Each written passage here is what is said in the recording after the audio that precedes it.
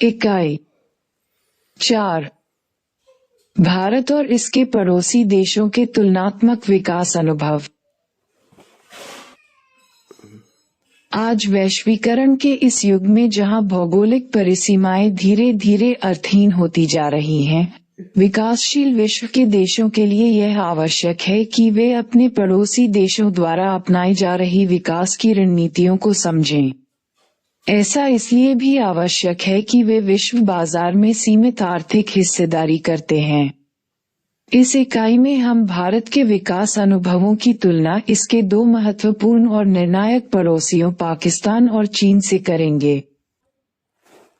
8 भारत और इसके पड़ोसी देशों के तुलनात्मक विकास अनुभव। इस अध्याय का अध्ययन करने के बाद आप भारत और इसके पड़ोसी देशों चीन और पाकिस्तान के आर्थिक एवं मानव विकास के सूचकों की तुलनात्मक प्रवृत्तियों को समझ सकेंगे। विकास की वर्तमान अवस्था तक पहुंचने हेतु इन देशों द्वारा अपनाई गई उन नीतियों का मूल्यांकन कर सकेंगे, जिन्हें इन देशों ने विकास की वर्तमान स्थिति तक पहुंचने के लिए अपनाया है।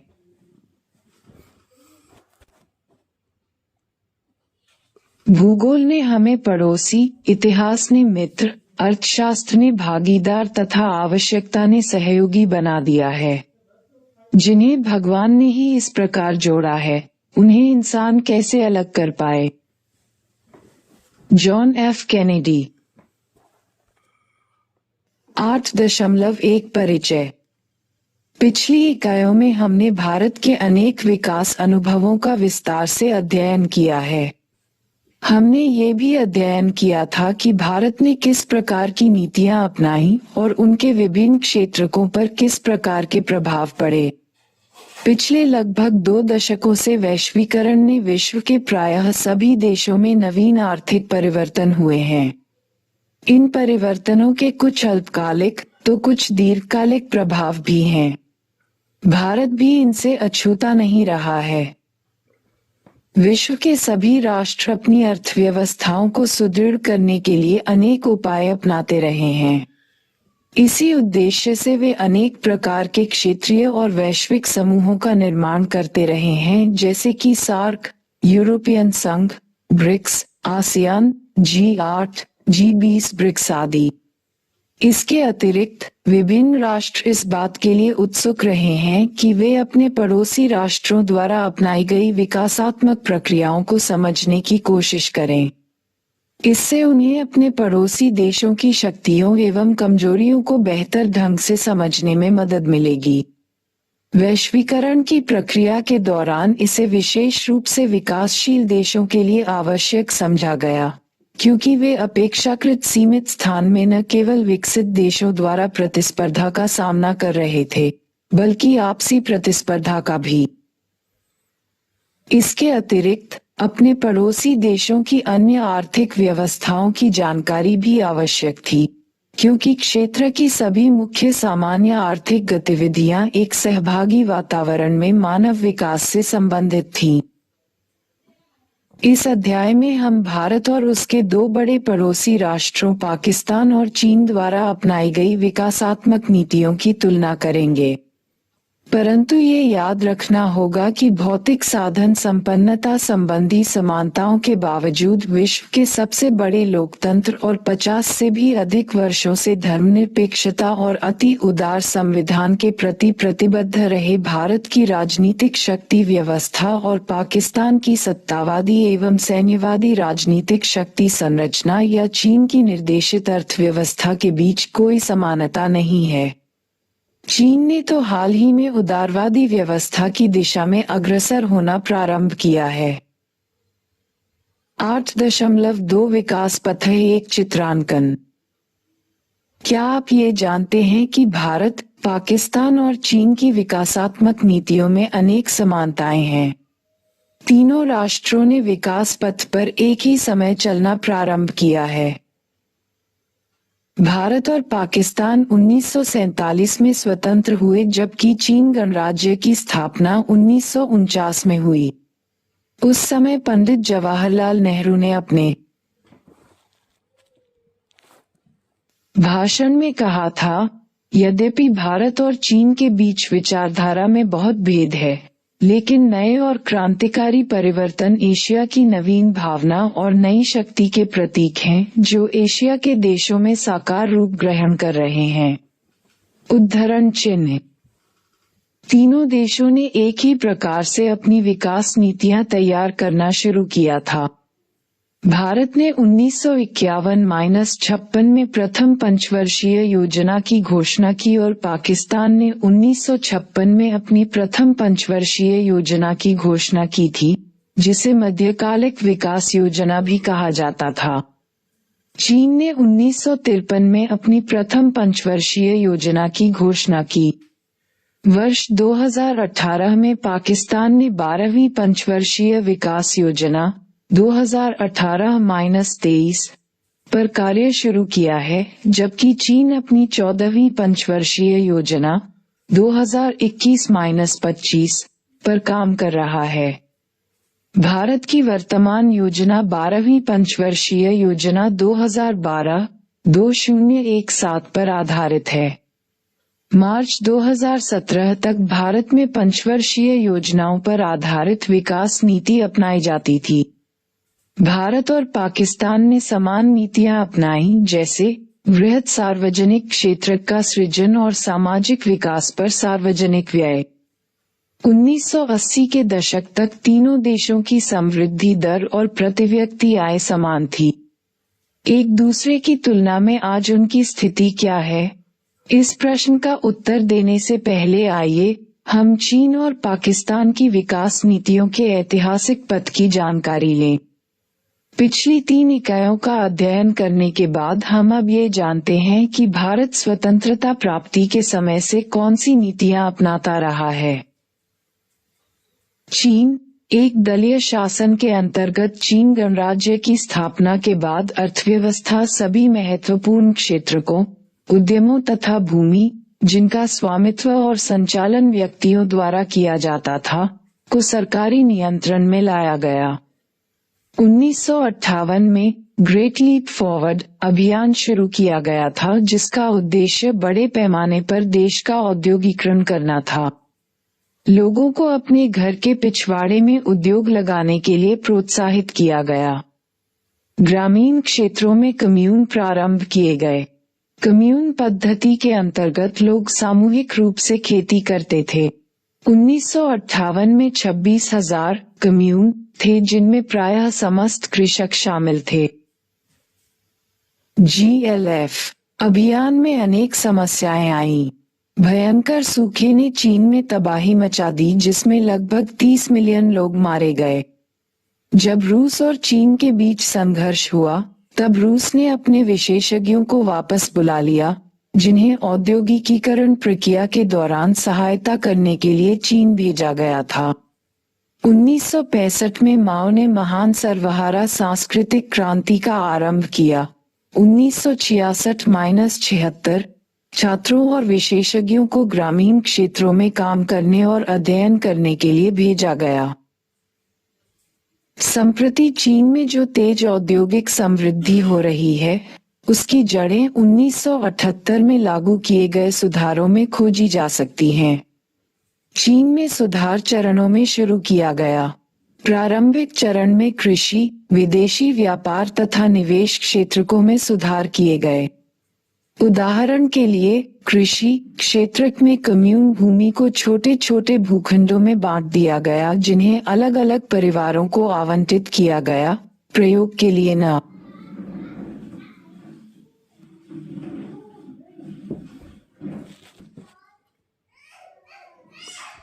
कि स्वामित्व के लिए। वे प्रकल्पित कर देने के बाद भूमि से होने वाली समस्त आय को अपने पास रख सकते थे। बाद के चरण में औद्योगिक क्षेत्र में सुधार आरंभ किए गए। सामान्य, नगरीय तथा ग्रामीण उद्यमों की निजी क्षेत्र की उन फर्मों को वस्तुएं उत्पादित करने की अनुमति थी, जो स्थानीय लोगों के स्वामित्व और संचालन के अधीन थे। इस अवस्था में उद्यमों को, जिन पर सरकार का स्वामित्व था, जिन्हें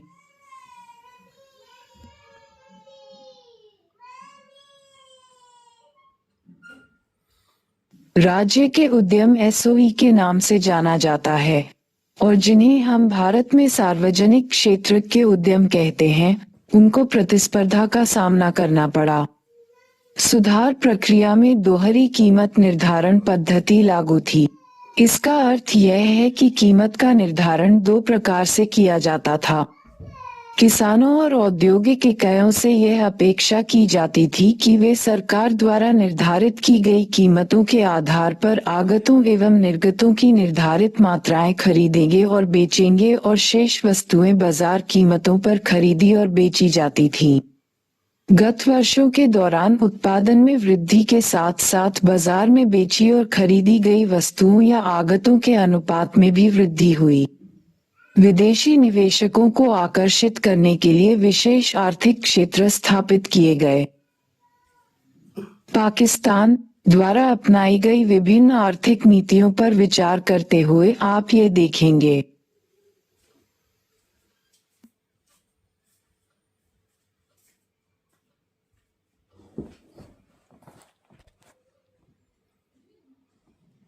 कि भारत और पाकिस्तान के बीच अनेक समानताएं हैं। पाकिस्तान में सार्वजनिक तथा निजी क्षेत्रकों के सह अस्तित्व वाली मिश्रित अर्थव्यवस्था मॉडल का अनुसरण किया जाता है। 1950 और 1960 के दशकों के अंत में पाकिस्तान के अनेक प्रकार की नियंत्रित नीतियों का प्रारूप लागू किया गया। उद्योगों पर आधारित आयात प्रतिस्थापन। उक्त नीति में उपभोक्ता वस्तुओं के विनिर्माण के लिए प्रशुल्क संरक्षण करना तथा प्रतिस्पर्धी आयातों पर प्रत्यक्ष आयात नियंत्रण करना शामिल था।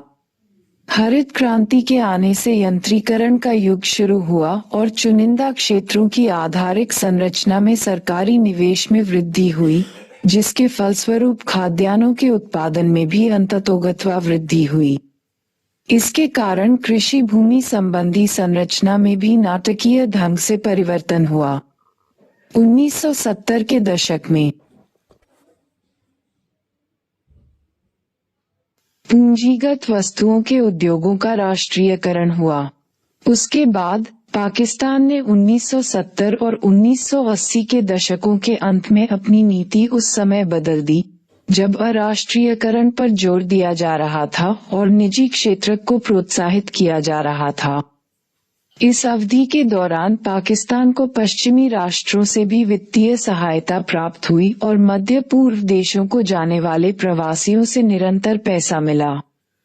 इससे देश की आर्थिक समृद्धि को प्रोत्साहन मिला। तत्कालीन सरकार ने निजी क्षेत्र को और भी प्रोत्साहन प्रदान किए। इन सब के कारण नए निवेशों के लिए अनुकूल वातावरण बना। 1988 में देश में सुधार शुरू किए गए। चीन और पाकिस्तान की विकास नीतियों की संक्षिप्त रूपरेखा का अध्ययन करने के बाद आइए अब हम भारत, चीन और पाकिस्तान के कुछ विकास संकेतकों की तुलना करें।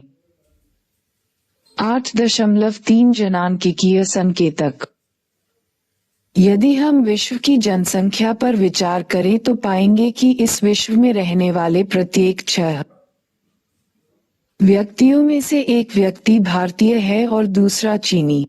हम भारत में कुछ जनांकिकीय संकेतकों की तुलना करेंगे। पाकिस्तान की जनसंख्या बहुत कम है और वह चीन या भारत की जनसंख्या का लगभग 10वां भाग है।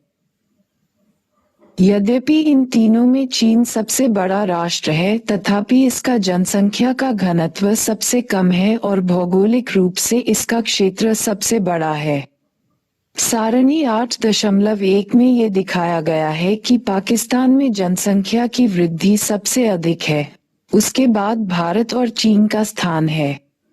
विद्वानों का मत है कि चीन में जनसंख्या की कम वृद्धि का मुख्य कारण ये था कि 1970 दशक के अंत में चीन में केवल एक संतान नीति लागू की गई थी। उनका ये भी कहना है कि इसके कारण लिंगानुपात, प्रत्येक 1000 पुरुषों में महिलाओं का अनुपात, में गिरावट आई। परंतु सारणी से आपको पता चलेगा कि तीनों देशों में लिंगानुपात महिलाओं के पक्ष में कम था और पूर्वाग्रह से युक्त था।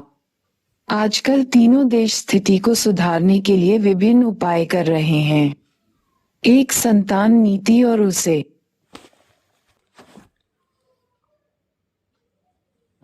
लागू किए जाने के परिणामस्वरूप जनसंख्या वृद्धि थमने के अन्य प्रभाव भी थे।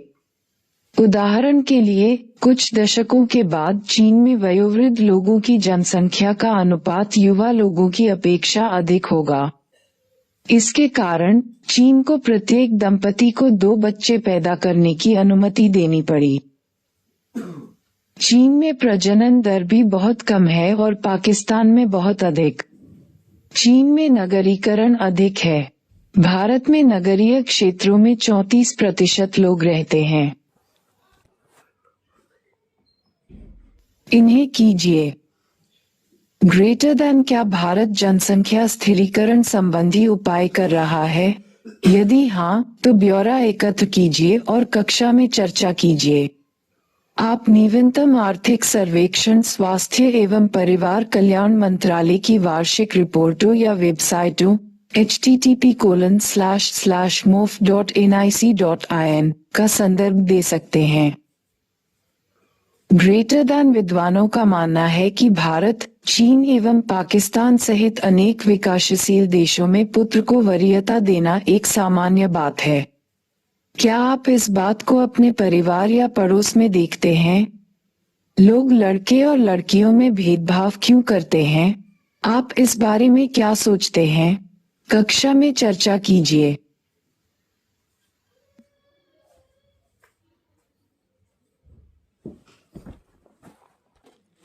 8.4 सकल घरेलू उत्पाद एवं क्षेत्रक। चीन के बारे में विश्व में बहुचर्चित एक मुद्दा उसके सकल घरेलू उत्पाद में वृद्धि है। चीन का सकल घरेलू उत्पाद 22.5 ट्रिलियन विश्व में दूसरे स्थान पर है। भारत का सघन उत्पाद 9.3 ट्रिलियन तथा पाकिस्तान का जीडीपी 1.1 ट्रिलियन डॉलर भारत के जीडीपी के लगभग 11% है। भारत का सकल घरेलू उत्पाद चीन के सकल घरेलू उत्पाद का 41% है। जब अनेक विकसित देश 5% तक की समृद्धि दर बनाए रखने में कठिनाई महसूस कर रहे थे, तब चीन एक ऐसा देश था जो 1980 के दौरान से भी अधिक, लगभग इसकी दोगुनी समृद्धि बनाए रखने में समर्थ था, जैसा कि सारणी 8.2 में देखा जा सकता है। ये भी देखिए कि 1980 के दशक में पाकिस्तान भारत से आगे था।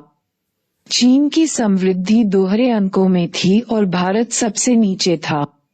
2015-2017 के दशक में पाकिस्तान और चीन की समृद्धि दरों में मामूली गिरावट आई, जबकि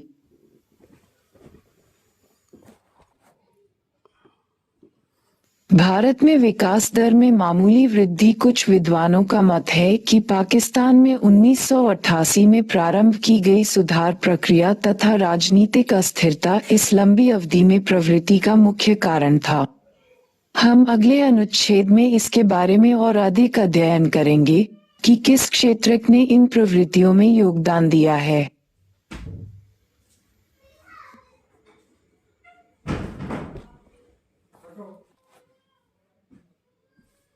सबसे पहले ये देखें कि विभिन्न क्षेत्रकों में नियुक्त लोग सकल घरेलू उत्पाद, जिसे अब सकल वर्धित मूल्य कहा जाता है, में योगदान कैसे करते हैं। पिछले खंड में बताया गया था कि चीन और पाकिस्तान में भारत की अपेक्षा नगर में रहने वाले लोगों का अनुपात अधिक है। चीन में स्थलाकृति तथा जलवायु दशाओं के कारण कृषि के लिए उपयुक्त क्षेत्र अपेक्षाकृत कम, अर्थात कुल भूमि क्षेत्र का लगभग 10% है। चीन में कुल कृषि योग्य भूमि भारत में कृषि क्षेत्र की 40% है। 1980 के दशक तक चीन में 80% से भी अधिक लोग जीविका के एकमात्र साधन के रूप में कृषि पर निर्भर थे। उस समय से सरकार ने लोगों को कृषि कार्य त्यागने और हस्तशिल्प, वाणिज्य तथा परिवहन जैसी गतिविधियां अपनाने के लिए प्रेरित किया। 2018-19 में 27% श्रमिकों के साथ कृषि ने चीन में सकल वर्धित मूल्य में 7% में योगदान दिया। देखिए सारणी 8.3। भारत और पाकिस्तान में जीडीपी के लिए कृषि का योगदान 16 तथा 24% था, परंतु इस क्षेत्र में श्रमिकों का अनुपात भारत में अधिक है। पाकिस्तान में लगभग 41% लोग कृषि कार्य करते हैं, जबकि भारत में 43% उत्पादन तथा रोजगार में क्षेत्रवार हिस्सेदारी भी ये दर्शाती है कि पाकिस्तान की 24% श्रमशक्ति उद्योग क्षेत्र में कार्यरत है, जो कि सकल वर्धित मूल्य का केवल 19% उत्पादन के बराबर है। भारत में उद्योग श्रमशक्ति 25% है तथा सकल वर्धित मूल्य 30% के बराबर माल का उत्पादन करते हैं। चीन में उद्योगों का सकल वर्धित मूल्य 41% योगदान है, जबकि 28% श्रमशक्ति ही उद्योग क्षेत्र में कार्यरत है।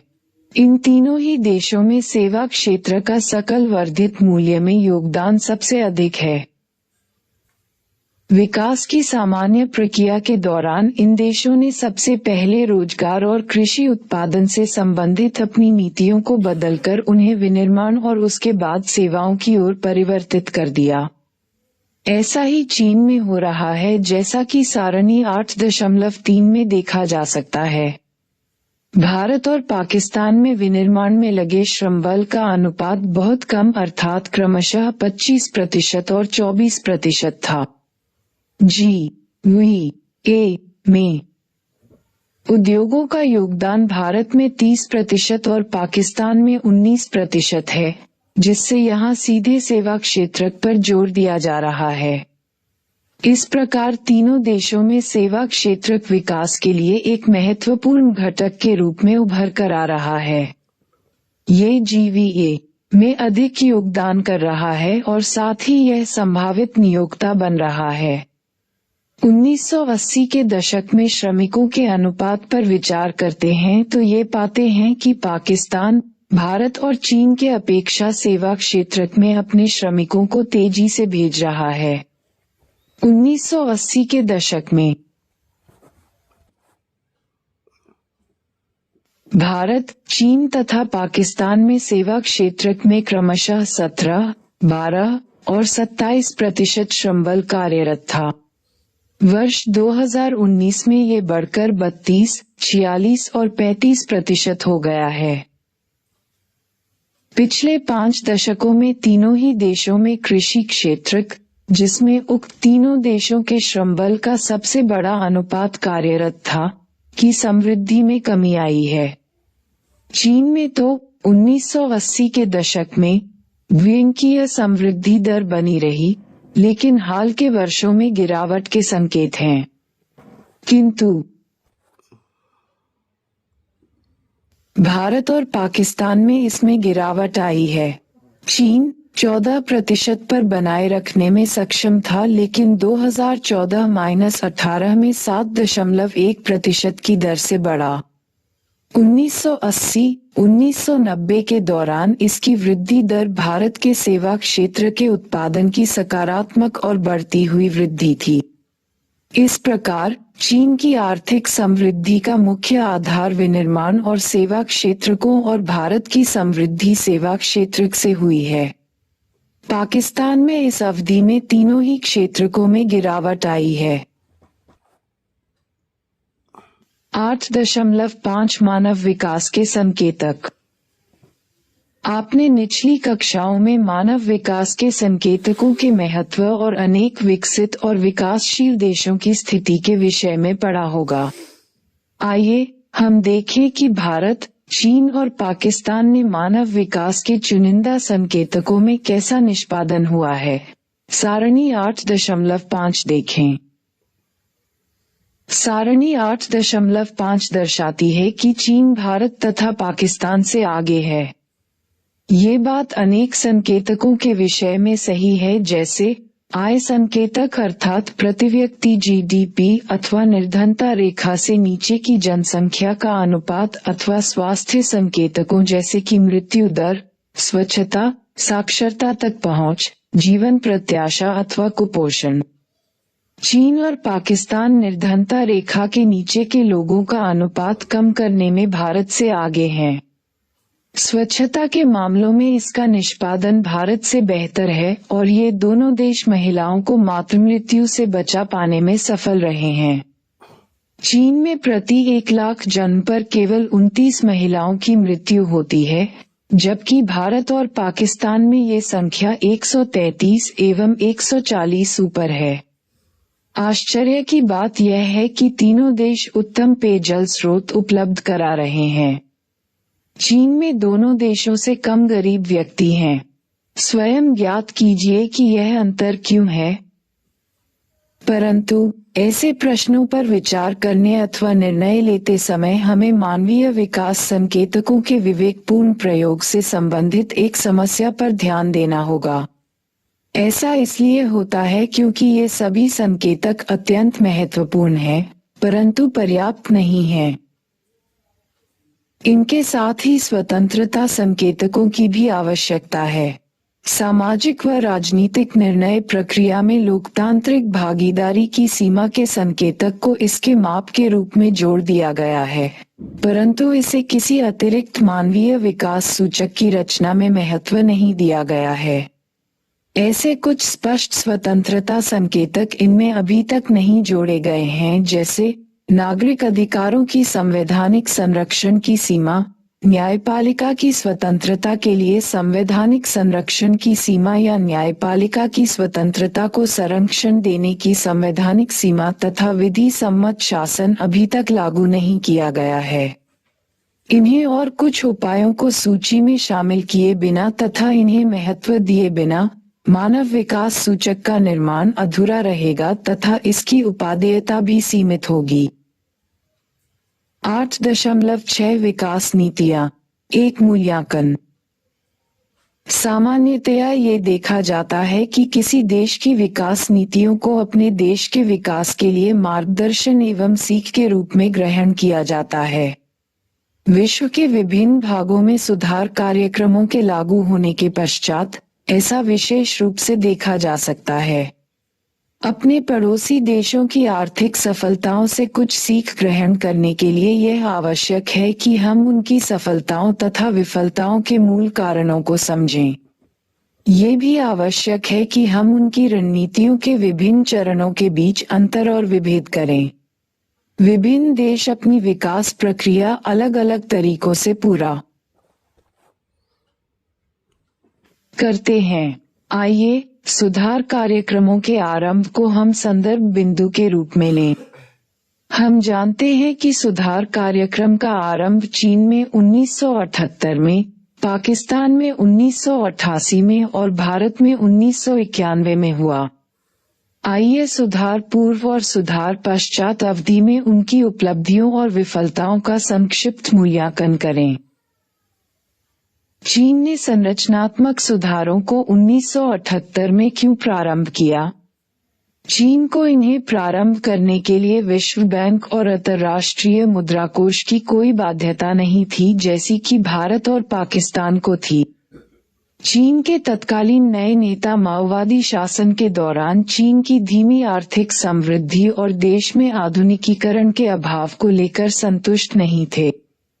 उन्होंने महसूस किया कि विकेंद्रीकरण, आत्मनिर्भरता, विदेश प्रौद्योगिकी और उत्पादों तथा पूंजी के बहिष्कार पर आधारित आर्थिक विकास माओवादी दृष्टिकोण से विफल रहा है।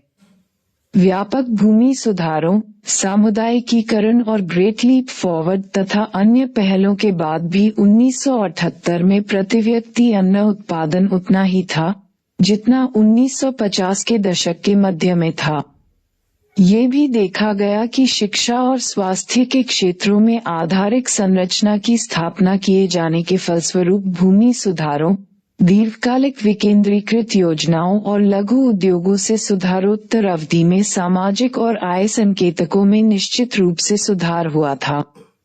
सुधारों के प्रारंभ होने से पूर्व ग्रामीण क्षेत्रों में बुनियादी स्वास्थ्य सुविधाओं का बड़े व्यापक स्तर पर प्रसार हो चुका था। कम्यून व्यवस्था के कारण खाद्यान्नों का अधिक समतापूर्ण वितरण था। विशेषज्ञ ये भी कहते हैं कि प्रत्येक सुधार के पहले छोटे स्तर पर लागू किया गया और बाद में उसे व्यापक पैमाने पर लागू किया गया। विकेंद्रीकृत शासन के प्रयोग के आर्थिक, सामाजिक और राजनीतिक लागतों की सफलता या विफलता का आकलन किया जा सका। उदाहरण के लिए, जब छोटे छोटे भूखंड कृषि के लिए व्यक्तियों को दिए गए, बहुत बड़ी संख्या में लोग समृद्ध बन गए। इसके फलस्वरूप ग्रामीण उद्योगों के अपूर्व विकास की स्थिति बनी और आगे और सुधारों के लिए मजबूत आधार बनाया गया। विद्वान ऐसे अनेक उदाहरण देते हैं कि चीन में सुधारों के कारण किस प्रकार तीव्र समृद्धि हुई। विद्वान तर्क देते हैं कि सुधार प्रक्रिया से पाकिस्तान में तो सभी आर्थिक संकेतकों में गिरावट आई है। हमने पिछले खंड में देखा है कि वहां 1980 को दशक की तुलना में जीडीपी और क्षेत्रक घटकों की समृद्धि दर में अभी तक कोई सुधार हुआ नहीं है। यद्यपि पाकिस्तान के अंतर्राष्ट्रीय गरीबी रेखा से संबंधित आंकड़े बहुत सकारात्मक रहे हैं, परंतु पाकिस्तान के सरकारी आंकड़ों का प्रयोग करने वाले ये संकेत देते हैं कि वहां निर्धनता बढ़ रही है। 1960 के दशक में निर्धनों का अनुपात 40% था, जो 1980 के दशक में गिरकर 25% हो गया और हाल के दशकों में पुनः बढ़ने लगा। विद्वानों ने पाकिस्तान की अर्थव्यवस्था में समृद्धि दर की कमी और निर्धनता के पुनः आविर्भाव के ये कारण बताए। कृषि समृद्धि और खाद्य पूर्ति, तकनीकी परिवर्तन संस्थागत प्रक्रिया पर आधारित न होकर अच्छी फसल पर आधारित था। जब फसल अच्छी होती थी तो अर्थव्यवस्था भी ठीक रहती थी और फसल अच्छी नहीं होती थी तो आर्थिक संकेतक नकारात्मक प्रवृत्तियां दर्शाते थे। आपको ध्यान होगा कि भारत को अपने भुगतान संतुलन संकट को ठीक करने के लिए अंतर्राष्ट्रीय मुद्रा कोष और विश्व बैंक से उधार लेना पड़ा था। विदेशी मुद्रा प्रत्येक देश के लिए एक अनिवार्य घटक है और यह जानना आवश्यक है कि इसे कैसे अर्जित किया जाता है। यदि कोई देश अपने विनिर्मित उत्पादों के धारणीय निर्यात द्वारा विदेशी मुद्रा कमाने में समर्थ है, तो उसे कोई चिंता करने की जरूरत नहीं है। पाकिस्तान में अधिकांश विदेशी मुद्रा मध्य पूर्व में काम करने वाले पाकिस्तानी श्रमिकों की आय प्रेषण तथा अति अस्थिर कृषि उत्पादों के निर्यातों से प्राप्त होती है। एक ओर विदेशी ऋणों पर निर्भर रहने की प्रवृत्ति बढ़ रही थी, तो दूसरी ओर पुराने ऋणों को चुकाने में कठिनाई बढ़ती जा रही थी।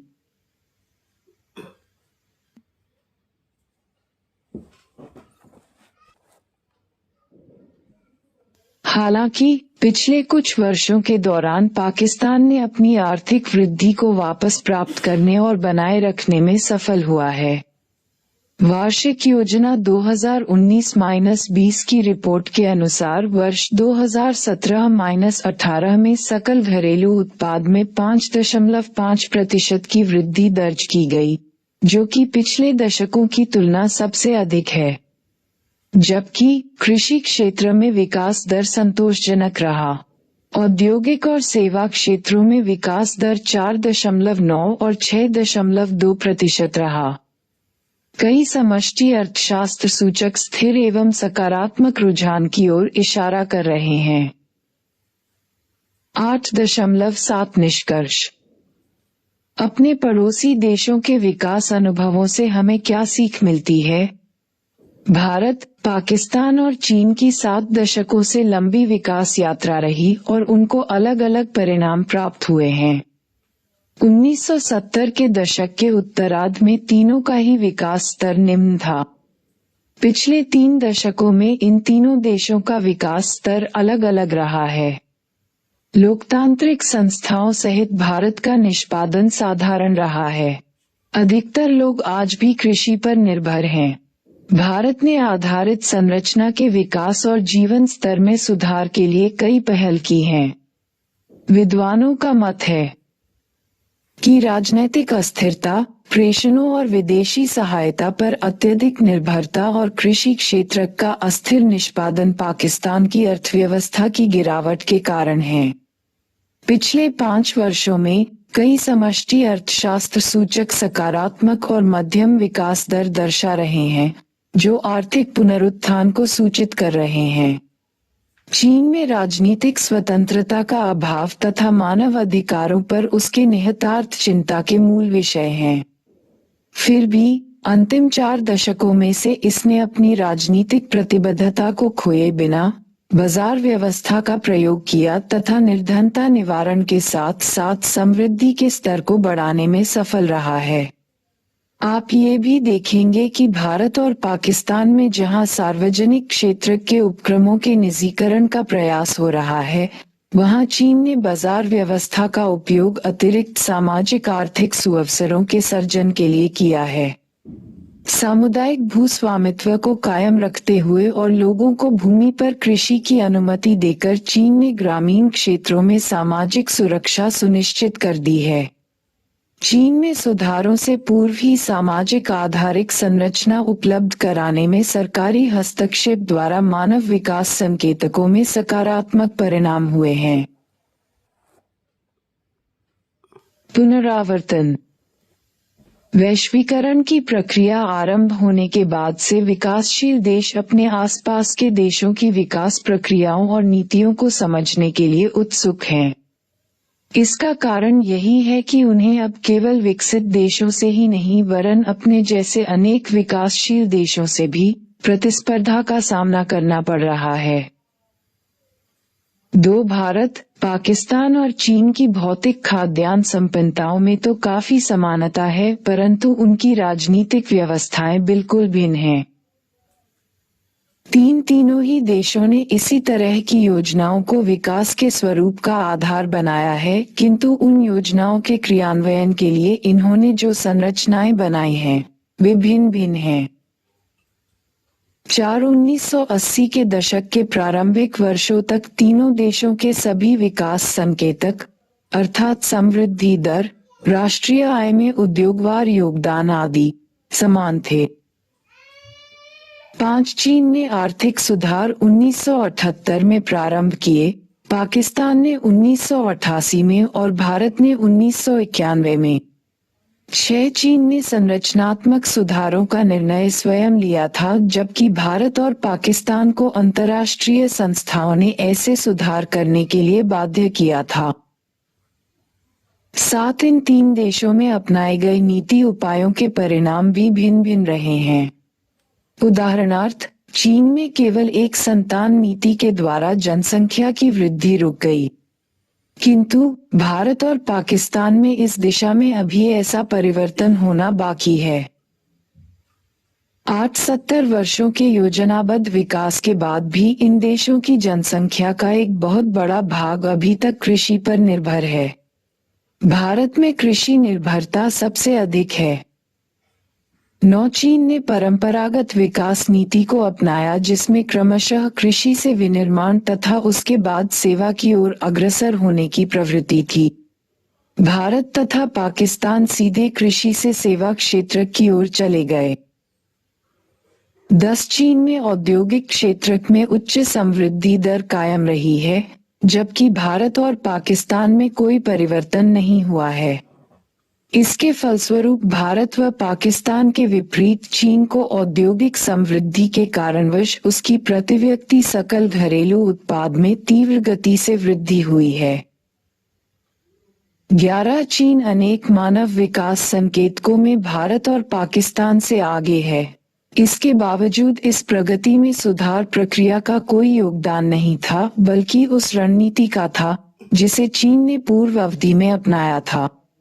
सुधार के 12 विकास संकेतकों के मूल्यांकन के लिए स्वतंत्रता संबंधी सूचकों को भी ध्यान में रखना होगा। थोड़ी देर में आ जाना। 1. क्षेत्रीय और आर्थिक समूहों के बनने के कारण दीजिए। 2. वे विभिन्न साधन कौन से हैं जिनकी सहायता से देश अपनी घरेलू व्यवस्थाओं को मजबूत बनाने। 3. वे समान विकासात्मक नीतियां कौन सी हैं जिनका कि भारत और पाकिस्तान ने अपने अपने विकासात्मक पथ के लिए पालन किया है? 4. 1958 में प्रारंभ की गई चीन के ग्रेट लीप फॉरवर्ड अभियान की व्याख्या कीजिए। 5. चीन की तीव्र औद्योगिक समृद्धि 1978 में उसके सुधारों के आधार पर हुई थी। आप इस कथन से सहमत हैं? स्पष्ट कीजिए। 6. पाकिस्तान द्वारा अपने आर्थिक विकास के लिए किए गए विकासात्मक हलों का उल्लेख। 7. चीन में एक संतान नीति का महत्वपूर्ण निहितार्थ क्या है? 8. चीन, पाकिस्तान और भारत के मुख्य जनांकीय संकेतकों का उल्लेख कीजिए। 9. भारत और चीन के सकल घरेलू उत्पाद या सकल वर्धित मूल्य के लिए क्षेत्रीय योगदान के विपरीत तुलना करें। यह क्या दर्शाता है? 10. मानव विकास के विभिन्न संकेतकों का उल्लेख कीजिए। 11. स्वतंत्रता संकेतक की परिभाषा दीजिए। स्वतंत्रता संकेतकों के कुछ उदाहरण दीजिए। 12. उन विभिन्न कारकों का मूल्यांकन कीजिए जिनके आधार पर चीन में आर्थिक विकास में तीव्र वृद्धि, तीव्र आर्थिक विकास हुई। 13. भारत, चीन और पाकिस्तान की अर्थव्यवस्थाओं से संबंधित विशेषताओं को 3 शीर्षकों के अंतर्गत समूहित कीजिए। 1. संतान का नियम, निम्न प्रजनन दर, नगरीकरण का उच्च स्तर, मिश्रित अर्थव्यवस्था, अति उच्च प्रजनन दर, भारी जनसंख्या, जनसंख्या का अत्यधिक घनत्व, विनिर्माण क्षेत्र के कारण समृद्धि, सेवा क्षेत्र के कारण समृद्धि। 14. पाकिस्तान में धीमी समृद्धि तथा पुनः निर्धनता के कारण बताइए। 15. कुछ विशेष मानव विकास संकेतकों के संदर्भ में भारत, चीन और पाकिस्तान के विकास की तुलना कीजिए और उसका वैषम्य बताइए। 16. पिछले 2 दशकों में चीन और भारत में देखी गई समृद्धि दर की प्रवृत्तियों पर टिप्पणी दीजिए।